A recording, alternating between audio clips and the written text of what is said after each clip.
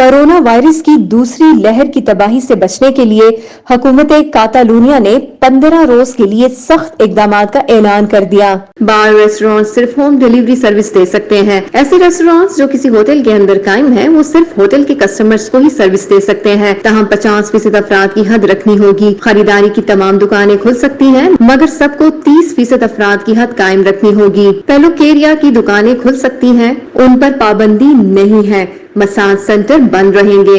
Seminars और theatres भी खुल सकते हैं, उनको एक वक्त में मौजूद अफराद की 50% हद रखनी होगी। लाइब्रेरियां, अजायब घर और दीगर तारीखी इमारत हस्बे मामूल अफराद की हद के साथ अपना काम जारी रख सकते हैं। स्पोर्ट्स ट्रेनिंग और जिम खानों को भी 50% अफराद की हद के साथ काम करने की इजाजत है।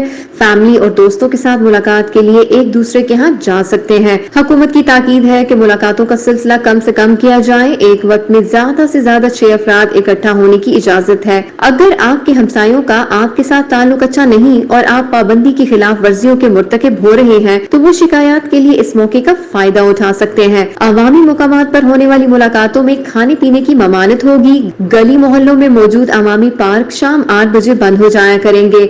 जनाजे, तदफीन, शादियां और इबादत के मामलात 50% अफराद की हद के साथ जारी रह सकते हैं। स्कूल कॉलेज हस्बे जरूरत एहतियाती इक़दामात के साथ खुले रहेंगे।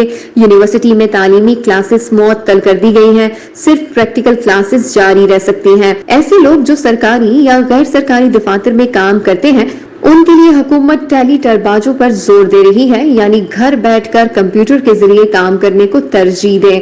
हिफाजती मास्क का इस्तेमाल इंतहाई जरूरी करार दिया गया है। अवामी मुकामात पर सिगरेट नोशी की इजाजत है, मगर लोगों से मुनासिब फासला रखना जरूरी है।